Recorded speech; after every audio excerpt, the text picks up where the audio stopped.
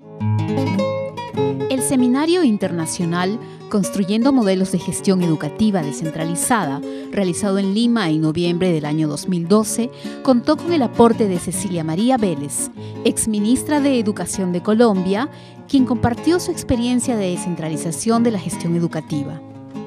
¿Cómo percibe el modelo educativo peruano?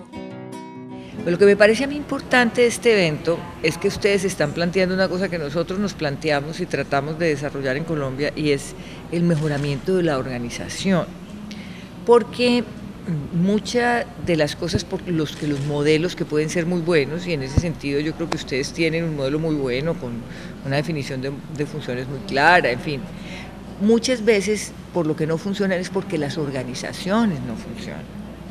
Entonces no es el problema de la ley, no es el problema de tener claro el modelo, sino que el problema es de cómo hacemos las cosas. Entonces, traer inclusive prácticas que son del sector privado a veces, como desarrollar funciones por resultados, armar equipos de trabajo, trabajar los procesos, atender la gente, en fin, todo ese cambio organizacional, utilizar las tecnologías de la información en la administración es crucial para que el modelo sí funcione, porque el modelo, en general los modelos no son malos ni son buenos, sino que funcionan o no funcionan, y en su mayoría no funcionan porque no abordamos el cambio organizativo. ¿Cómo se inició el proceso de descentralización de la gestión educativa en Colombia? La descentralización en Colombia de educación empezó en el 91 con la Constitución, o sea, y tuvo como dos épocas. En la primera época el ministerio soltó responsabilidades, soltó recursos de una forma un poco desordenada, con unas fórmulas que en un momento determinado creímos que eran muy buenas, pero después vimos que no eran los buenos incentivos. Y bueno, soltó, y después de una década, en el 2001 hubo que hacer unas reformas, porque habían crecido mucho los recursos, pero la verdad es que la gestión descentralizada no había dado ni mayor cobertura ni mejor calidad, o sea, y se había descentralizado, pero eso de por sí no genera mejores resultados. En el 2001 se hicieron unos ajustes a las leyes en donde ya se pusieron incentivos más correctos, y desde el 2002 empezamos todo un cambio organizacional. Y yo diría que del 2000 al 2010 logramos hacer eficaz el modelo. Entonces eso es lo interesante, de cómo inclusive tuvimos dos etapas, en donde una primera etapa se soltó, no se conversó tanto. En esta segunda etapa, cuando ya hicimos el cambio organizacional, sí generamos mucha participación, muchas reuniones, mucho contacto con los secretarios de educación, que eran los representantes de las entidades locales, con los maestros, o sea, mucha y muy amplia participación. Inclusive las tecnologías de la información nos ayudaron mucho. Hicimos, por ejemplo, una planeación participativa en donde 24.000 personas se metían, ponían documentos, hacíamos foros nacionales cada año, nos reuníamos sistemáticamente con los secretarios de educación, nos reuníamos con los empresarios, en fin, era realmente una conversación, porque los cambios organizacionales, y eso yo creo que uno lo tiene que tener muy claro, no se hacen si la gente no los comparte, no se hacen por ley. O sea, una organización cambia cuando la gente le pone la voluntad, y la gente no le pone la voluntad si no entiende y si no ha participado en el proceso. ¿Verdad? Que en esta segunda etapa del proceso en Colombia sí tuvimos mucha participación y mucha conversación con la gente. ¿Cómo percibe los avances que tiene el Perú en materia educativa? En todas las comparaciones, Perú sale muy bien en cobertura, aunque ustedes aquí tienen problemas sobre todo de que no terminan los niños, de que desertan en la mitad, pero cuando uno ve el bloque, el volumen de muchachos frente a los muchachos en edad, Perú ha hecho un esfuerzo muy importante.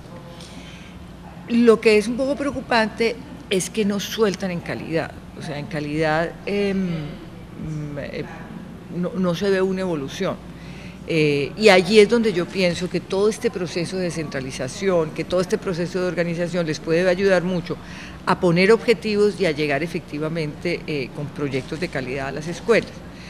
Colombia está también mal en calidad, o sea, Colombia no es que sea un ejemplo pero dijéramos cuando uno compara en el tiempo, uno ve que Colombia viene mejorando a una cierta velocidad. Entonces, todavía estamos muy mal en términos, pero uno ve una ruta de mejoramiento, que es que creo yo la ruta de mejoramiento que tiene que empezar a demostrar Perú. Eso no se logra si no empieza uno a trabajar por objetivos y por resultados, que es un poco lo que estaba planteando el viceministro.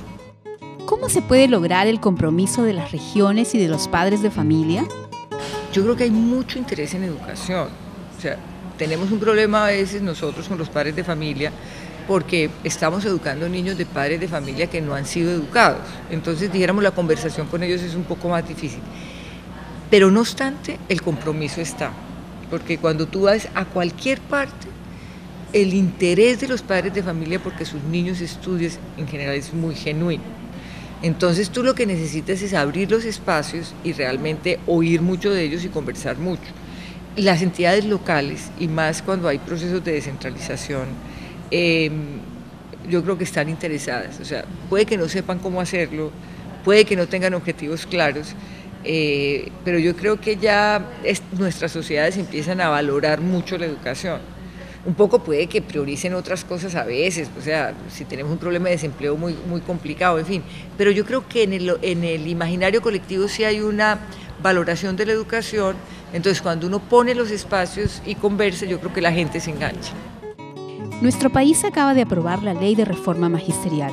¿Cómo analiza usted un sistema de reconocimiento a los maestros? No, a mí me parece importantísimo, porque yo creo que a todo el mundo hay que ponerle buenos incentivos, o sea, obviamente está el entusiasmo y tal, pero tienen que tener incentivos. Las entidades territoriales tienen que tener incentivos en la distribución de los recursos para poner más niños en el colegio, para mejorar calidad, todo eso. Pero los maestros también tienen que tener incentivos, y los incentivos va por hacer una evaluación de los maestros, por saber quién lo hace mejor, por si en un momento determinado un maestro no está funcionando, poderlo sacar del sistema. Entonces, dijéramos, acompañar todas estas reformas con una buena carrera magisterial, en donde que además nos permita reconocer mejor a los maestros, porque uno de los problemas que nosotros tenemos es que no hay un reconocimiento bueno de los maestros, pero obviamente uno no puede reconocer indiscriminadamente a maestros buenos y a maestros malos. De manera que todo ese proceso que ustedes están haciendo de evaluar a los maestros, de realmente reconocer a los maestros que lo hacen bien, pues yo creo que es parte medular de lo que puede ser la mejora de la calidad educativa en el país. ¿Usted percibe que esta ley de reforma magisterial podría tener éxito? Mi experiencia con los maestros es muy distinta que con los sindicatos. O sea, los sindicatos obviamente se han politizado, los maestros respaldan mucho estas posiciones, pero no respaldan sus posiciones políticas y sus posiciones, sino que los respaldan para que les defendan sus intereses. Yo creo que por eso el Estado tiene que ser el primer defensor de los intereses. Les tenemos que pagar a tiempo a los maestros, les tenemos que pagar las deudas, los tenemos que tratar bien, tenemos que irles mejorando las condiciones en que trabajan.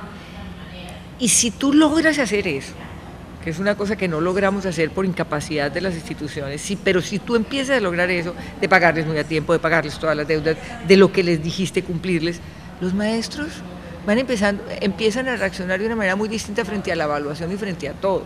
De manera que yo creo que si logramos organizativamente responderles a los maestros, yo sí creo que tiene mucha posibilidad de tener éxito esa reforma de la carrera magisterial.